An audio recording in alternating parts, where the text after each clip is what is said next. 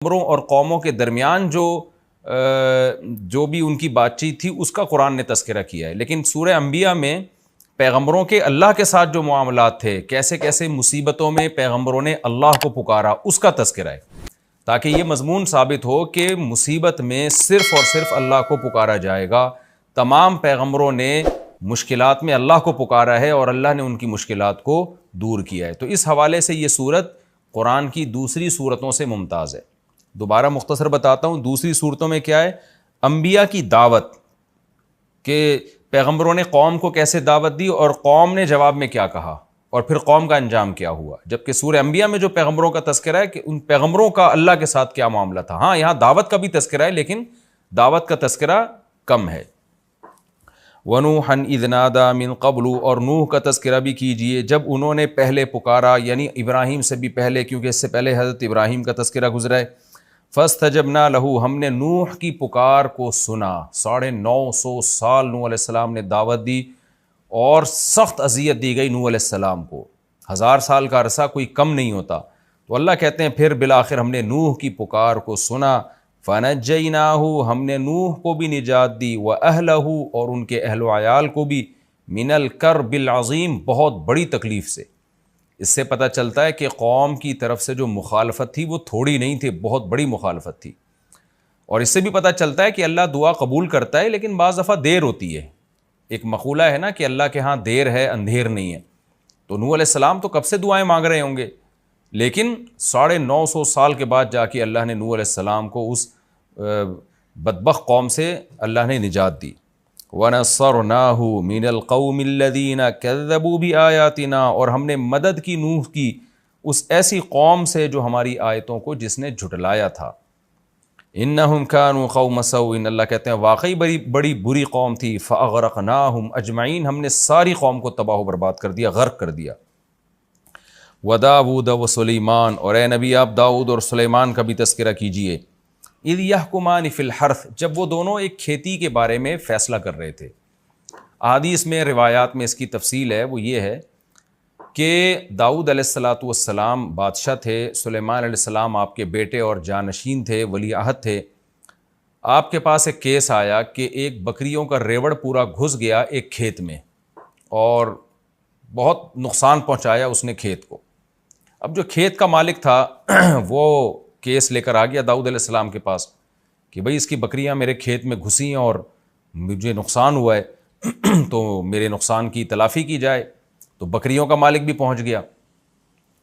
تو داؤد علیہ السلام نے قیاس کے مطابق فیصلہ کیا، سیدھا سیدھا۔ وہ فیصلہ یہ تھا کہ بھئی بکریوں نے جتنا نقصان پہنچایا ہے، کیونکہ یہ غلطی بکریوں کے مالک کی ہے، اس کا کام تھا اپنے ریوڑ کی حفاظت کرنا، اس نے حفاظت نہیں کی، بکریوں نے گھس کے کھیت میں جو نقصان پہنچایا تو تمام کا تمام تاوان یہ بکریوں کا مالک بھرے گا۔ لیکن کمال کی بات یہ تھی کہ وہ تاوان اتنا زیادہ آ رہا تھا جو بکریوں کی ریوڑ کی قیمت کے برابر تھا، یعنی اتنا فصلوں کو نقصان ہو گیا تھا کہ اس فصل سے جو آمدن ہوتی وہ بکریوں کی قیمت کے برابر تھی۔ لہذا طے یہ ہوا کہ حضرت داؤد نے یہ طے کیا کہ بھئی اب پوری بکریاں ہی اٹھا کے اس کو دے دی جائیں، یعنی ریوڑ پورا ہی اس کو دے دیا جائے، یعنی ظاہر اب قیمت دو یا بکریاں دے دو، بات ایک ہی ہے۔ تو اب یہ فیصلہ 100% انصاف پر مبنی تھا، لیکن اس میں بکریوں کے مالک کا نقصان بہت زیادہ تھا۔ بکریوں کے مالک کا اس میں بہت زیادہ نقصان تھا کہ اس کا پورا ریوڑ ہی جا رہا ہے۔ تو حضرت سلیمان علیہ السلام نے صلح کا راستہ اختیار کیا۔ انہوں نے فرمایا کہ نہیں، ہمارا مقصد یہ ہے کہ ہم جو کھیت کا مالک ہے اس کے نقصان کی تلافی بھی ہو۔ اصل مقصد تو یہ ہے، بکریوں کے مالک کو نقصان پہنچانا ہمارا مقصد نہیں ہے، بلکہ ہمارا بنیادی مقصد یہ ہے کہ جو کھیت میں جو نقصان ہوا ہے کسان کا یا زمیندار کا، وہ اس نقصان کی تلافی ہو جائے۔ کس طرح سے ہو، یہ تلافی کرے بکریوں کا مالک۔ تو اس کی تلافی کا آسان راستہ یہ ہے کہ یہ کھیت حوالے کیے جائے بکریوں کے مالک کو، کہ بکریوں کا جو مالک ہے نا وہ اس کھیت میں زراعت کرے گا اور کھیت کو اس حالت پہ لوٹائے گا جس حالت پہ نقصان سے پہلے تھا، اور اس دوران یہ تمام بکریاں یہ کھیت کے مالک کے پاس رہیں گی اور کھیت کا مالک ان بکریوں سے فائدہ اٹھائے گا، اس کا دودھ استعمال کرے گا، اور ظاہر دودھ ہی استعمال ہو سکتا ہے۔ یعنی جب تک یہ کھیت اپنی پہلی حالت پہ بحال نہیں ہو جاتا اس وقت تک کھیت کا مالک جو گزارا کرے گا وہ بکریوں کے دودھ سے کرے گا. اس کو کہتے ہیں سلو. سلو کا مطلب ہوتا ہے کہ آپ قانون کے مطابق فیصلہ نہ کریں بلکہ دو فریقوں میں کمپرومائز کا راستہ اختیار کریں. تو جو بھی جج ہو یا قاضی ہو، اچھا جج، اچھا قاضی، اچھا فیصلہ کرنے والا وہی ہوتا ہے کہ وہ دونوں فریقوں کو کسی ایسی درمیانی بات پر آمادہ کر لے جس میں دونوں کا نقصان نہ ہو. تو داؤد علیہ السلام کا فیصلہ بھی حق پر مبنی تھا، لیکن اس میں بکریوں کے مالک کا نقصان بہت ہو رہا تھا. تو اس لیے داؤد علیہ السلام نے کیا کیا، سلیمان علیہ السلام نے صلح کا راستہ اختیار کیا کہ بھئی ہمارا مقصد تو یہ ہے کہ کھیت کے مالک کا جو نقصان ہوا ہے اس کی تلافی ہو جائے. تو تلافی ڈالی جائے بکریوں کے مالک کے ذمہ. اس سے کہا جائے بھئی تم ہمیں ویسے ہی کھیت کر کے دو جیسا پہلے تھا، اس میں تمہاری محنت لگے گی، لیکن اس محنت کے بدلے میں تمہاری بکریاں محفوظ ہو جائیں گی. تمہاری جو کئی سالوں کی کمائی ہے کہ ساری بکریاں اٹھا کے ہم کسی کو دے دیں وہ بچ جائے گی. تو اس پہ کھیت کے مالک بھی اس پہ راضی ہو گیا کہ ٹھیک ہے بھائی، جب تک میں بکریوں سے فائدہ اٹھاتا ہوں مجھے میرا کھیت پرانی کنڈیشن میں کر کے دے دے. تو یہ اس کو کہتے ہیں صلح. فقہ میں کتاب الصلح پورا ایک باب ہے. ہدایہ جو فقہ کی مشہور کتاب ہے اس میں طلبہ پڑھتے ہیں کتاب الصلح. آج کے دور میں اس کی ایک بہترین مثال ہے ہمارے سامنے. ہمارے پاس بہت دفعہ یہ سوال آتا ہے کہ والد صاحب نے زندگی میں گھر بنایا تھا، اس کے اوپر ایک والد صاحب نے پورشن بنا دیا. اب کیا ہوا کہ بڑے بیٹے نے یا منجلے بیٹے نے اس پورشن کے اوپر ایک اور مکان بنا دیا جس مکان کا وہ بیٹا مالک تھا. اب والد کے مرنے کے بعد مسئلہ یہ کھڑا ہوتا ہے کہ زمین اور نیچے کا پورشن اس کا تو مالک والد صاحب تھے، اور جو اوپر والا پورشن ہے اس کا مالک تھا بڑا بیٹا. اب شریعت یہ کہتی ہے، قانون یہ کہتا ہے، مفتی جب فتویٰ دے گا تو یہ فتویٰ دے گا کہ بھائی اوپر والا پورشن جس بیٹے کا ہے، چونکہ وہ زمین کا مالک نہیں ہے، حتیٰ کہ مکان کی چھت کا بھی وہ مالک نہیں ہے جو نیچے والا مکان ہے، تو شرعی طور پر اس کی حیثیت یہ بنتی ہے کہ اوپر والے شخص نے نیچے والی زمین کو عاریتاً لیا ہوا ہے، یعنی استعمال کے لیے لیا ہوا ہے. بھائی میں آپ کو اپنی بائک دیتا ہوں استعمال کے لیے، میں آپ کو اپنی گاڑی دیتا ہوں استعمال کے لیے. تو جو اپنی کوئی بھی چیز استعمال کے لیے کسی کو دیتا ہے اسے ہر وقت حق ہوتا ہے کہ وہ اپنی چیز واپس لے لے، چاہے وہ 100 سال کے لیے بھی دے، لیکن عاریتاً دیا ہے نا تو حق ہے. میں آپ کو اپنی گاڑی دیتا ہوں استعمال کے لیے، بائک دیتا ہوں، میں کہتا ہوں جی میں نے آپ کو 20 سال کے لیے دی ہے، لیکن کل میرا دماغ گھوم جاتا ہے، میں کہتا ہوں جی واپس کرو، مجھے نہیں. یہ تو کیونکہ ایک تبرع ہے نا، احسان ہے. تو جب چاہیں آپ اپنی زمین واپس لے لیں، اپنی گاڑی واپس لے لیں. تو جیسے آپ کسی کو سواری کے لیے اپنی گاڑی دیتے ہیں تو عاریتاً آپ کسی کو اپنی زمین بھی دے سکتے ہیں کہ بھئی یہ میری زمین ہے، اس پہ چاہو اپنا گھر بنا لو. اب کسی شخص نے آپ کی زمین پہ اپنا گھر بنا لیا تو آپ کو شریعت ہر وقت یہ حق دیتی ہے کہ آپ کسی بھی وقت اس سے کہہ سکتے ہو مجھے اپنی زمین چاہیے اور یہ مکان خالی، یعنی گھر توڑ کے لے جاؤ، بڑا ملبہ اٹھاؤ یہاں سے. یہ شرعی طور پہ حق ہے. تو جب بھی آپ کسی کے گھر پہ اپنا گھر بناتے ہیں تو خوب سمجھ لیں، جو نیچے کا جس کا پورشن ہے، جس کے پاس لینڈ ہے، جس کے پاس زمین ہے، اس کو یہ حق ہے کہ وہ کسی بھی ٹائم پہ آپ کو کہہ سکتا ہے کہ یہ مکان اوپر توڑ تاڑ کے لے جاؤ، میری زمین اور میری چھت مجھے خالی کر کے دو. یہ شرعی طور پر اس کو حق ہے. اب جب وراثت میں ہمارے پاس اس طرح کا مسئلہ آتا ہے تو ہم جواب لکھتے ہیں، وہ یہی اکثر مفتیان کرام جواب لکھتے ہیں کہ بھئی یہ جو اوپر والا جس نے پورشن بنایا ہے نا، اب نیچے والے وارثین اگر چاہتے ہیں کہ وہ یہ آرڈر دے دیں اوپر والے کو کہ بھئی یہ ہماری چھت خالی کرو اور یہ تم نے جو بنایا تھا یہ توڑ کے واپس لے جاؤ، تو ان کو یہ حق ہے. لیکن آپ کو پتہ ہے اس میں اوپر والے کا نقصان بہت ہے. اس نے لاکھوں روپے لگا کے ایک فلیٹ بنایا اور فتویٰ یہ دیا جا رہا ہے کہ جی توڑ کے لے جاؤ. تو پھر مفتی صلح کا راستہ یہ ایسی صورت میں اختیار کرتا ہے، جو ہم کرتے رہتے ہیں، لوگوں کو بتاتے رہتے ہیں کہ بھئی دیکھو، بجائے اس کے کہ آپ جس بھائی نے اوپر کا پورشن بنایا تھا اب اس کو توڑنے کا آرڈر دیا جائے گا، آرڈر دیں گے تو اس کو توڑنا پڑے گا، لیکن اس میں اس کا نقصان بہت ہے. تو ہم کوئی ایسی صورت اختیار کر لیتے ہیں جس میں اس کا بھی نقصان نہ ہو اور نیچے والوں کا بھی نقصان نہ ہو. تو اس میں پھر صلح کا راستہ اختیار کیا جاتا ہے. پھر یہ کہا جاتا ہے بھائی یہ دیکھا جائے کہ اوپر والے گھر اگر نہ ہوتا تو اس پورے مکان کی قیمت کیا ہوتی، اوپر والا گھر بننے کی وجہ سے اس پورشن کی قیمت کیا یعنی اس پورے مکان کی قیمت میں کتنا اضافہ ہوا ہے. تو آپ ایسا کریں کہ اوپر والے بھائی کو وہ قیمت دے کے وہ مکان اس سے لے لیں آپ، اور وہ وراثت میں اس کو شامل کر لیں. تو یہ بھی صلح کا راستہ ہے. اس میں نہ اوپر والے کو نقصان ہوا نہ نیچے والے کو نقصان ہوا، اور توڑنے میں تو سب کا نقصان ہے. تو بعض دفعہ شرعی قانون ایک طرف رہنمائی کر رہا ہوتا ہے، لیکن جو ماہر مفتی ہوتے ہیں یا ماہر قاضی ہوتے ہیں وہ صلح کا راستہ اختیار کرتے ہیں تاکہ دونوں فریقوں میں سے کسی کو بھی نقصان نہ ہو اور جو مقصد تھا نقصان سے بچانا وہ حاصل ہو جائے. یہ کتاب الصلح پورا ایک فقہ کے میں ایک پورا باب ہے، اور ہماری عدالتوں میں تو صلح کا کوئی سیٹ اپ ہے ہی نہیں. میرے پاس ایک دفعہ کیس آیا، مجھے یاد ہے کہ 2 شخص کا جھگڑا تھا، لاکھوں روپے کا ان کا مسئلہ چل رہا تھا. تو مجھے پتا تھا کہ اس میں جب ایک کے حق میں فیصلہ کیا جائے گا تو دوسرے کو بہت شدید نقصان ہوگا اس میں. تو وہاں اکثر ہم بھی صلح کا راستہ اختیار کرتے ہیں کہ بھئی کچھ دو کچھ لو کی پالیسی اختیار کر کے اس پھڈے کو ختم کرو. تو یہ راستہ ہمیں اختیار کرنا چاہیے. تو یہاں بھی اللہ تعالیٰ نے حضرت سلیمان علیہ السلام کی تعریف اس لیے کی کہ داؤد علیہ السلام نے جو فیصلہ کیا وہ بھی شریعت کے مطابق برحق فیصلہ تھا، لیکن سلیمان علیہ السلام نے کمپرومائز کا راستہ اختیار کیا کہ بھئی بکریوں کے مالک نے جان کر تو بکریاں نہیں بھیجی نا جنہوں نے کھیت تباہ کر دیا. تو ٹھیک ہے قانونی لحاظ سے تو ساری بکریاں اس کو دینی پڑیں گی کھیت کے مالک کو، لیکن اس میں بیچارے کا نقصان کتنا ہے. تو کیوں نہ ہم کوئی کمپرومائز والا راستہ اختیار کریں، اس کو بھی نقصان نہ ہو اور جو کھیت کا مالک ہے اس کے نقصان کی تلافی بھی ہو جائے. تو آج بھی بہت سے لوگوں کو نا بس وہ ٹو دا پوائنٹ بات کرنے کی عادت ہوتی ہے اور وہ ایسے فیصلے کرتے ہیں کہ وہ سوسائٹی میں اس فیصلے کو لوگ قبول نہیں کرتے. تو جو حکمت پر مبنی لوگ ہوتے ہیں، جو حکیم ہوتے ہیں، حکمت والے ہوتے ہیں، وہ کوشش یہ کرتے ہیں کہ ایسا فیصلہ سنایا جائے جو دونوں کے لیے سوٹیبل ہو. تو قرآن نے یہی بتایا کہ وَدَاوُودَ وَسُلَیمان، اور داؤد اور سلیمان کا بھی تذکرہ کیجئے. اِذْ يَحْكُمَانِ فِي الْحَرْثِ، جب دونوں ایک کھیتی کے بارے میں فیصلہ کر رہے تھے. اِذْ نَفَشَتْ فِيهِ غَنَمُ الْقَوْمِ، جب قوم کی بکریاں اس میں، یعنی قوم سے مراد لوگوں کی بکریاں، کوئی خاص فرد تھا وہ مراد ہے، یعنی وہ ایک قوم ہی کا فرد تھا نا، وہ ان کی بکریوں کا ریوڑ اس میں گھس گیا. وَكُنَّا لِحُكْمِهِمْ شَاهِدِينَ، اور ہم سلیمان اور داؤد کے فیصلے کو دیکھ رہے تھے کون اس میں کیا فیصلہ کرتا ہے. فَفَهَّمْنَاهَا سلیمان، ہم نے سلیمان کو سکھا دیا، وہ سلیمان کے دل میں ہم نے ڈال دیا کہ اس طرح سے کرنا ہے. تو اللہ حضرت سلیمان کی تعریف اور یہ اس صلح کے راستے کی تعریف اللہ تعالیٰ اس لیے کر رہے ہیں تاکہ اس امت کی رہنمائی ہو کہ امت بھی ہمیشہ صلح کے راستے کو اختیار کرے، صرف فیصلے تھوپنے والا کام نہ کرے.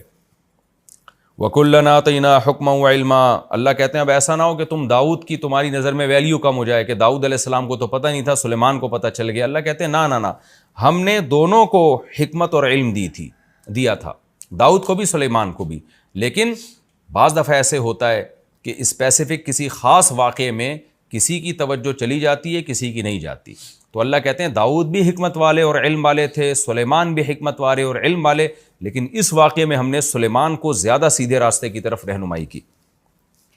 وَسَخَّرْنَا مَعَ دَاوُودَ الْجِبَالَ، اور ہم نے داؤد کے ساتھ پہاڑوں کو مسخر کر دیا. اچھا، اس پچھلے واقعے میں ایک سبق یہ بھی ملتا ہے کہ قرآن کہتا ہے کہ ہم نے سلیمان کو زیادہ اچھا سمجھایا، لیکن پھر قرآن داؤد علیہ السلام کی توہین سے بھی ہمیں بچا رہا ہے کہ تم یہ نہ سمجھو کہ داؤد کے پاس علم اور حکمت نہیں تھا، وہ بھی بڑے حکمت والے اور علم والے تھے.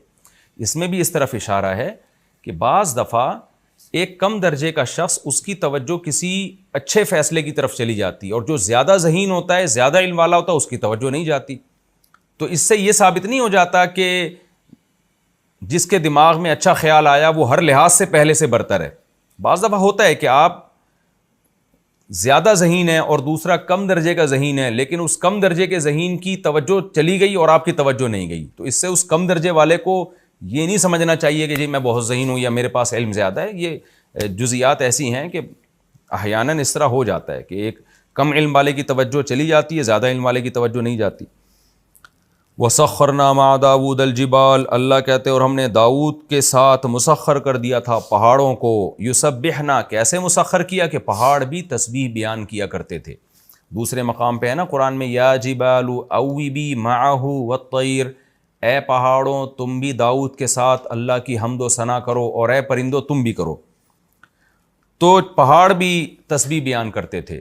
دیکھیں قرآن سے پتہ چلتا ہے کہ اس کائنات کی ہر چیز اللہ کی تسبیح بیان کرتی ہے. سورہ نور میں ہے وَإِن مِّن شَيْءٍ إِلَّا يُسَبِّحُ بِحَمْدِهِ، ہر چیز اللہ کی تسبیح بیان کرتی ہے. تو سوال پیدا ہوتا ہے کہ جب ہر چیز تسبیح بیان کرتی ہے تو یہاں داؤد علیہ السلام کی کیا خصوصیت ہوئی کہ ہم نے پہاڑوں کو مسخر کیا اور وہ بھی تسبیح کرتے تھے. تو اس سے صاف پتہ چلتا ہے کہ ویسے تو ہر چیز بزبان حال اللہ کی تعریف کر رہی ہے، لیکن جو داؤد علیہ السلام کا معجزہ تھا وہ یہ تھا کہ باقاعدہ سبحان اللہ الحمدللہ کی پہاڑوں سے آوازیں آیا کرتی تھی. یہ معجزہ تھا داؤد علیہ السلام کا کہ داؤد علیہ السلام جب زبور تلاوت کرتے یا اللہ کی حمد و ثنا کرتے تو پہاڑوں سے بھی لا الہ الا اللہ کی اور پرندوں سے بھی لا الہ الا اللہ کی آوازیں آنا شروع ہو جایا کرتی تھیں. وَكُنَّا فَاعِلِينَ اللہ کہتے ہیں اور یہ سارے کام ہم کر رہے تھے. یہ بھی ایک اشکال کا جواب ہے کہ پہاڑ کیسے اللہ کی تسبیح بیان کر رہے ہیں, پرندے کیسے کر رہے ہیں. تو اللہ کہتے ہیں پرندہ نہیں کر سکتا زبان کے ذریعے کہ وہ زبان انسان کی سمجھ میں آئے, پہاڑ نہیں بول سکتا, لیکن یہ سارے کام ہم کر رہے تھے. اسی سے علماء نے استدلال کیا ہے کہ جتنے بھی معجزے پیغمبروں سے صادر ہوتے ہیں ان کا اصل فاعل اللہ ہوتا ہے, پیغمبر نہیں ہوتے. تو اس لیے اللہ کہہ رہے ہیں سارے کام میں کر رہا تھا, داؤد نہیں کر رہے تھے یہ سارے کام, کہ ان کے حکم پر پہاڑوں کا سے جو آواز آئی ہے تو یہ آواز ہم نے نکالی ہے پہاڑوں سے. وَعَلَّمْنَاهُ صَنْعَةَ لَبُوسٍ لَكُمْ اللہ کہتے ہیں ہم نے داؤد کو سکھایا صنعۃ لبوس. لبوس کی تشریح میں کر چکا ہوں ترجمے میں. زرہیں جو جنگی لباس ہوتے ہیں نا, سر سے پاؤں تک انسان لوہے کا لباس پہن کے وہ ڈھک جاتا ہے, پھر دشمن کے لیے آپ کو تلوار تیر کے ذریعے نقصان پہنچانا بہت مشکل ہوتا ہے. تو اللہ کہتے ہیں ہم نے اے لوگو تمہارے لیے, یعنی اے بنی اسرائیل یا اے اہل اسلام تمہارے لیے, تمہارے کا مطلب ان کا فائدہ ہم سب اٹھا رہے ہیں. جب زرہیں ایجاد ہو گئیں تو سب نے فائدہ اٹھایا اس کا. تمہارے لیے ہم نے یہ سب صنعت داؤد کو سکھائی. لِتُحْصِنَكُم مِّن بَأْسِكُم تاکہ یہ زرہیں تمہیں تمہاری لڑائیوں میں محفوظ کریں. تو داؤد علیہ السلام کو اللہ نے زرہیں بنانا بھی سکھایا. فَهَلْ أَنْتُمْ شَاكِرُونَ اللہ کہتے ہیں بتاؤ اب تم شکر ادا کرو گے. اس آیت سے یہ بھی پتہ چلتا ہے کہ دنیاوی علم کی بھی اللہ کی نظر میں بڑی ویلیو ہے. اب یہ زرہیں بنانا اور پہننا یہ جنگوں میں ڈیفینس کے کام آتی ہے یہ چیز. تو اللہ نے داؤد علیہ السلام کو یہ سب چیزیں سکھائیں تاکہ آپ جنگ میں اپنا دفاع مضبوطی سے کر سکیں. تو آج بہت سے لوگ افراط و تفرید کا شکار ہیں. کچھ لوگ دین کے علم کی ان کی نظر میں ویلیو ہی نہیں ہے, یہ ہمارا لبرل طبقہ ہے. اور کچھ لوگ صرف دین کے علم ہی کو علم مانتے ہیں, دنیا کے علم کو کوئی حیثیت ہی نہیں دیتے. یہ بھی غلو کا شکار ہیں. تو قرآن میں جہاں دین کے علم کی فضیلت ہے وہاں دنیاوی علم کی بھی فضیلت ہے. ظاہر ہے تو دنیا کا علم تھا نا, زرہیں بنانا اور جنگوں میں استعمال کرنا. تو جو بھی قوم اپنے ڈیفینس کے لیے محنت کرتی ہے, کوشش کرتی ہے, ٹیکنالوجی میں ترقی کرتی ہے, اس زمانے کی یہ ٹیکنالوجی ہی تھی. کیونکہ قرآن میں دوسرے مقام پر آتا ہے وَقَدِّرْ فِي السَّرْدِ ہم نے لڑیاں جوڑنا سکھائیں داؤد علیہ السلام کو. کیونکہ یہ ایسے ہی دیسی طریقے سے نہیں ہوتا کہ جی ایک پلیٹ لا کے ادھر ویلڈنگ کر دی, ادھر ویلڈنگ کر کے آپ نے ایک خول چڑھا لی اپنے اوپر. بازو ہیں آپ کے, جوائنٹس ہیں آپ کے, اس کو موو کرنا ہے. یہ تو قدر فی السرد اللہ کہتے ہیں ہم نے ان کو لڑیوں کو جوڑنا سکھایا داؤد علیہ السلام کو. تو اس طرح سے انہوں نے زرہیں بنائی تاکہ جنگوں میں ہمارے کام آئیں. آگے اللہ فرماتے ہیں وَلِي سُلَيْمَانَ الرِّيحَ اور ہم نے سلیمان کے لیے ہوا کو مسخر کر دیا عاصفۃً بڑی طوفانی ہوا تھی. اچھا قرآن میں ایک جگہ آتا ہے کہ رخاء نرم ہوا تھی اور ایک جگہ آتا ہے تیز ہوا تھی, عاصفہ تیز ہوا. تو علماء نے تطبیق دی ہے کہ وہ رفتار کے لحاظ سے تیز تھی لیکن اسموتھ ہونے کے اعتبار سے وہ نرم تھی. کیونکہ تیز ہوا ہلا دیتی ہے انسان کو, ڈرا دیتی ہے انسان کو, اٹک پٹک کر دیتی ہے. تو اسپیڈ کے لحاظ سے تیز تھی, اتنی تیز کہ مہینوں کا سفر دنوں میں ہونا شروع ہو گیا. اور لیکن نرم اتنی کہ جیسے ہم جہاز میں جب سفر کرتے ہیں نا تو کیسے اسپیڈ کے ساتھ جا رہا ہوتا ہے لیکن کوئی جھٹکے نہیں آتے, کوئی انسان ہلتا جلتا نہیں ہے اس میں. تو اس لحاظ سے وہ ہوا نرم تھی سلیمان علیہ السلام کے لیے. تجری بامرہ الی الارض التی بارکنا فیہا یہ ہوائیں چلتی تھیں سلیمان کے حکم سے اس زمین کی طرف جس زمین میں ہم نے برکت رکھی ہے, یعنی ارض شام, بیت المقدس. سلیمان علیہ السلام کا مرکز اور داؤد علیہ السلام کا جو مرکز تھا خلافت کا وہ بیت المقدس تھا, فلسطین تھا. وہاں سے آپ پوری دنیا میں ٹریولنگ کرتے تھے تو اس کے لیے آپ کو ایک تخت اللہ نے دیا جو ہوا میں اڑتا تھا اور ہوائیں پوری فوج کو اور جنات شیاطین کو لے کے جہاں چاہتی بہت اس رفتار کے ساتھ وہ ہوائیں آپ کے تخت کو پہنچا دیا کرتی تھی. وَكُنَّا بِكُلِّ شَيْءٍ عَالِمِينَ اور اللہ کہتے ہیں ان تمام چیزوں کو ہم جانتے تھے کہ ہم نے سلیمان کو کیا کیا نعمتیں دی ہیں اور کیوں دی ہیں. یہ سب چیزوں کا ہمیں علم تھا. یعنی جس کا علم کامل ہوتا ہے تو وہ کام وہ کرتا ہے جو حکمت پر مبنی کام ہوتے ہیں. تو یعنی ہمارے تمام کام حکمت پر مبنی کام تھے.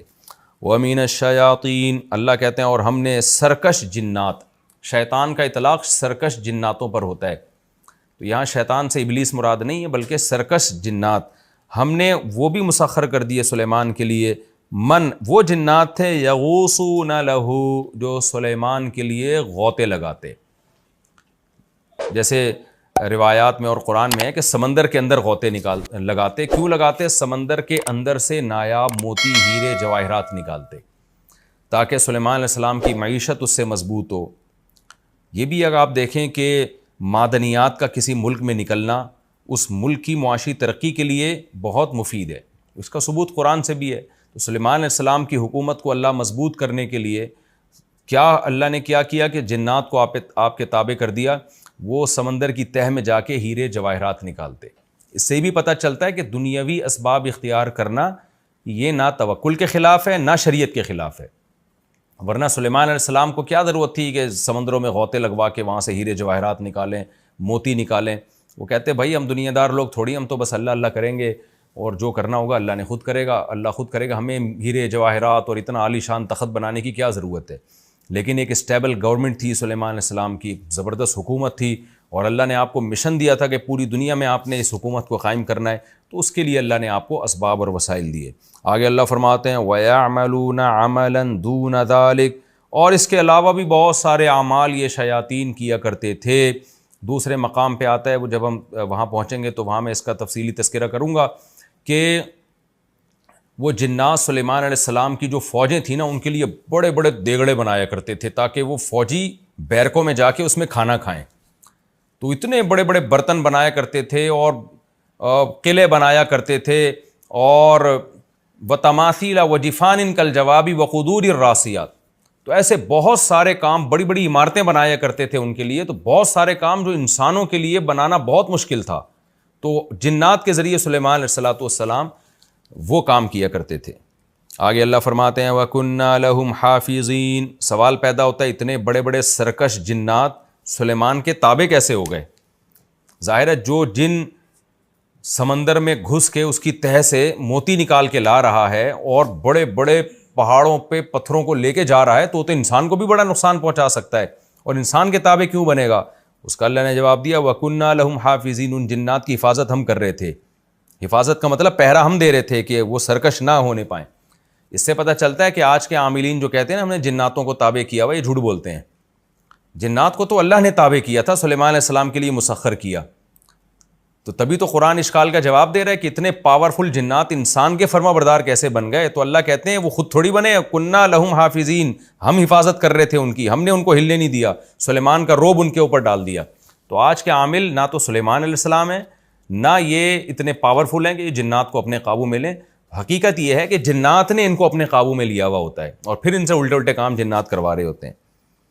وَأَيُّوبَ إِذْ نَادَىٰ رَبَّهُ. اللہ کہتے ہیں ایوب کا بھی تذکرہ کیجئے، ان کی بھی پکار ہم نے سنی. اِذْ نَادَىٰ رَبَّهُ، جب انہوں نے اپنے رب کو پکارا. أَنِّي مَسَّنِيَ الضُّرُّ، اے اللہ مجھے بیماری پہنچی ہے. وَأَنْتَ أَرْحَمُ الرَّاحِمِينَ، تو رحم کرنے والوں میں سب سے زیادہ رحم کرنے والا ہے. دیکھیں ایوب علیہ السلام کئی سال کسی خطرناک اور تکلیف دہ بیماری میں پڑے رہے. وہ بیماری کیا تھی اس کا ہمیں حدیث میں تذکرہ نہیں ملتا، جو بھی تھی لیکن تکلیف دہ بیماری تھی. اسی بیماری میں کہا جاتا ہے کہ ایک وبا پھیلی جس میں ایوب علیہ السلام کے اہل و عیال کا بھی انتقال ہو گیا. آپ کو اللہ نے خوب اولاد دی تھی، ساری اولاد اسی وبا میں، یا تو وبا تھی کہ سارے اہل خانہ اس کی لپیٹ میں آئے، یا وبا نہیں تھی ویسے ہی کوئی بیماری کی وجہ سے سارے اہل و عیال کا انتقال ہو گیا. صرف آپ کی ایک زوجہ بچی تھیں جنہوں نے آپ کی بڑی خدمت کی. جیسے کہ سورہ سعد میں آتا ہے کہ حضرت ایوب حدیث میں بھی اس کی تفصیل ہے کہ ایوب علیہ السلام کی زوجہ نے بہت صبر کیا اپنے شوہر کی بیماری پہ، کئی سال اپنے شوہر کی خدمت کرتی رہیں. لیکن ایوب علیہ السلام چونکہ اتنا عرصہ بیمار تھے، جب انسان بیمار ہوتا ہے اس کی طبیعت میں تھوڑا سا چڑچڑاپن پیدا ہو جاتا ہے. تو ان کی زوجہ سے ایک دن آپ کی خدمت میں کچھ کوتاہی ہوئی. حضرت ایوب علیہ السلام کو غصہ آیا، آپ نے فرمایا میں ٹھیک ہو گیا تو تجھے 100 کوڑے ماروں گا میں. لیکن بعد میں آپ کو ندامت ہوئی کہ بھئی یہ میری بیوی تو بڑی نیک ہے، اس نے بیماری میں اتنی خدمت کی ہے. جب ٹھیک ہو گئے نا تو اب پریشان کہ اللہ میں تو اپنی قسم اور پیغمبر قسم کے بھی کبھی بڑا خیال کرتے ہیں کہ میں کیسے اس خدمت گزار بیوی کو جو ہے 100 کوڑے ماروں. اب اپنی قسم کو دیکھتے اور اپنی بیوی کو دیکھتے تو اللہ نے آپ کو حیلہ بتایا وَخُذْ بِيَدِكَ ضِغْثًا فَاضْرِبْ بِهِ وَلَا تَحْنَثْ. اے ایوب تو اپنی زبان کی بھی لاج رکھ، قسم بھی پوری کر لے، اور ہم قسم پوری کرنے کا طریقہ بتاتے ہیں کہ ایک جھاڑو لے جس میں 100 تنکے ہوں، ایک ہی دفعہ بیگم کو مار دے بس. تو بیگم کو بھی پتا ہو کہ بھئی اللہ نے ہیلا بتایا تاکہ قسم میں بری ہو جائیں. تو ایوب علیہ السلام نے ایسا ہی کیا. تو اللہ نے حضرت ایوب علیہ السلام کی زوجہ کی بھی رعایت کی اور ایوب علیہ السلام کی بھی رعایت کی. باقی سارا خاندان حضرت ایوب علیہ السلام کا وفات پا گیا. تو آپ کو تنہائی محسوس ہوتی تھی، لیکن اس طویل بیماری میں اور ان تنہائی کے ایام میں اولاد جب آپ سے چھین لی گئی، سب کی موت واقع ہو گئی، تو ایوب علیہ السلام صبر کرتے رہے. تو قرآن نے ایوب علیہ السلام کے بارے میں فرمایا انا وجدناہ صابرا، ہم نے بڑا صبر والا پایا. آج تھوڑی سی پریشانی آتی ہے، خودکشی کی باتیں، منہ سے غلط باتیں. ایوب علیہ السلام کی ساری اولاد کا انتقال ہو گیا اور تنہا ہو گئے، صرف ایک زوجہ بچی تھیں جو خدمت کرتی تھیں، اور طویل عرصہ بیماری میں. تو قرآن کہتا ہے پھر ایوب نے ہمیں پکارا انی مسنی الضر، اے اللہ مجھے بہت مصیبت پہنچ چکی ہے. یعنی پیغمبر کا بھی صبر ایک انتہا کو پہنچتا ہے اور اللہ بھی اتنا آزماتا ہے. اے اللہ میں بہت مشکل میں ہوں. وَأَنْتَ أَرْحَمُ الرَّاحِمِينَ، تو رحم کرنے والوں میں سب سے زیادہ رحم